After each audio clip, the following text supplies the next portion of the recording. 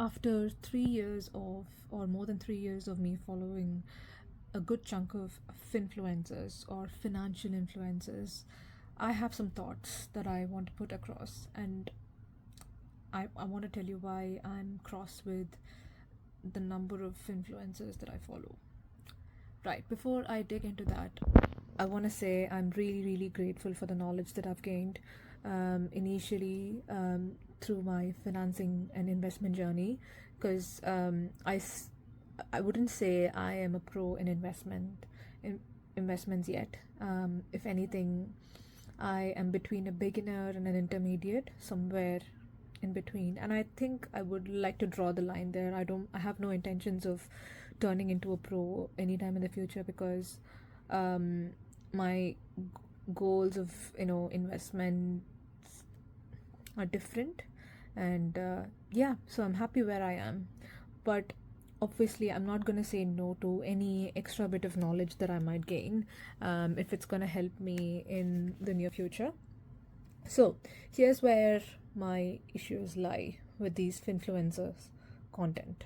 Initially, when I started like following these YouTube channels, I think it sort of resonated with my goal. I got to know what the right starting point is, and what are stocks and shares, and what are funds, index funds, mutual funds, and where do we start, and how patient should I be with my stocks and with my investments, because I did not have any idea whatsoever. But over time, there are thumbnails that like really mislead you. But I recently saw a thumbnail that says, say no to S&P 500, and here's how you become rich, or like here's how you can strategize your investments instead. So her plans, by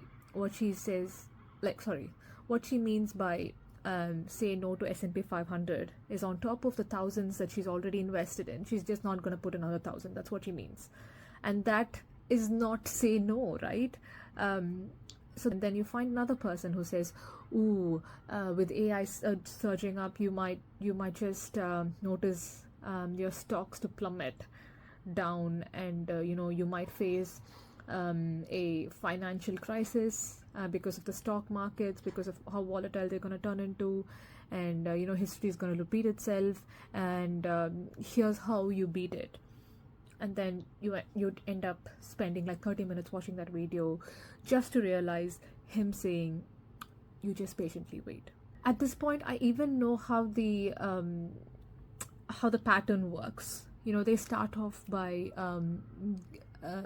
giving a line that comes from like an all-time great financial advisor like Warren Buffett, and they mention books from like reputed authors such as Jane Collins, and they just give out some phrases, and then they talk about how the stocks have been volatile. They just end up saying, just wait and your stocks will pick up. Well done. And I just wasted 30 minutes of my time hearing a bit of philosophy from financial advisors, and probably some statistics which I'm not going to use at all in my future. So this loop continued. So my first year of watching these videos really gave me insight, and I knew where to put my money into. But after that, I think I've reached a point where I think any of these content is obsolete, and I'm yet to find financial content creators who give actual knowledge. I really would love to see someone who talks about how AI is gonna like hype up semiconductors. So that's just my interpretation, right? But I'm just saying that as an example. And which stock is gonna do well, which industry is probably gonna do well, and how you put your money into, and just explaining the trends every other day or every other week. I'm sure like there are some amazing podcasts you can listen to that gives you the actual information, but you derive a certain kind of pleasure, at least I do, from watching something visual. And it keeps you, at least it keeps me more engaged than when I listen to a podcast. So, which is why I would like to incline towards videos, but I'm clearly not on the right path. I don't know if I'm missing like actual amazing financial content creators. If you do know of people, who actually give the content that I'm talking about, please let me know. Please let your girlie know, because like I said in the start of the video, I'm not gonna say no to anything that's gonna make me more knowledgeable in terms of finances. And yeah, I think this was just my grievance or like rant. So the way I see investing, the way I see like investing in stocks and shares is that I've just chosen the very safe index funds to invest in. The classic ones: S&P 500, FTSE 100, emerging funds market, and what else? The global index funds. That's it. I'm happy. And if it's India, then it's Nifty 50. So these are diverse. I'm in my 20s and I have this urge to know what's happening with my money. And I do look into it every now and then, but I just tell myself, right, this is happening and I don't want to know beyond it. And it's given me a lot of peace, and I've successfully not managed to fall for these bait videos anymore. And it has taken me a lot of 30-minute wasting to get to this point. So I thought I'll just put this across, and just so that it could be of some help to you the next time you find such triggers.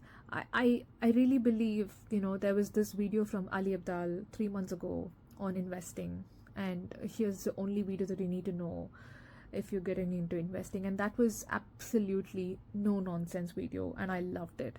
And I would truly recommend it for anyone who's getting started on investments. Just know that and you're fine. Of course, he doesn't talk about like every good index fund that you can invest in. He just talks about S&P 500, but I still think it's a win because he does not lead his viewers the wrong way. He just talks about what is reasonable, and he says how stocks and shares, investing in individual companies, is not the wise way around, particularly if this is not your full-time job and you've got a job outside this.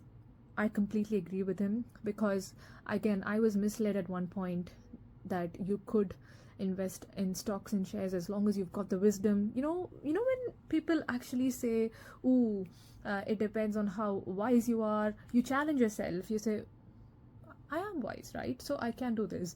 And I ended up like putting myself in a very toxic loop where every minute that I got as a break, or like every minute that I got to breathe at my workplace, outside my workplace, I used to just look into these stocks. I used to like actively sell them and buy them, sell them and buy them, just for a very meager profit.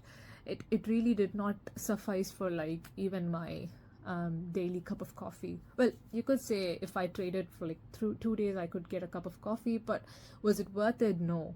So I think I am in a much better place mentally, getting rid of not trading on a daily basis and like putting my bet on just index funds that do well. So that's worked for me, and I've started to unsubscribe. I've not unsubscribed every person because I am quite grateful, and I feel like my loyalty lies with a few influencers who've introduced me to this journey, and that's the only reason I've not unsubscribed them. But again, even their content is getting very cliche and very pick me at this point, and not giving actual food for thought. So this is my rant, and this is just my solution. If this is something that's been bothering you as well, you're not alone. And I'm just telling you what gave me peace. This is something that's been bothering you as well, you're not alone. And I'm just telling you what gave me peace. It could be something else for you, which is great, but just click these videos knowing that it's probably not what you wanted to see, and it could probably mean you wasted 30 minutes of your time. And yeah, just use your time wisely.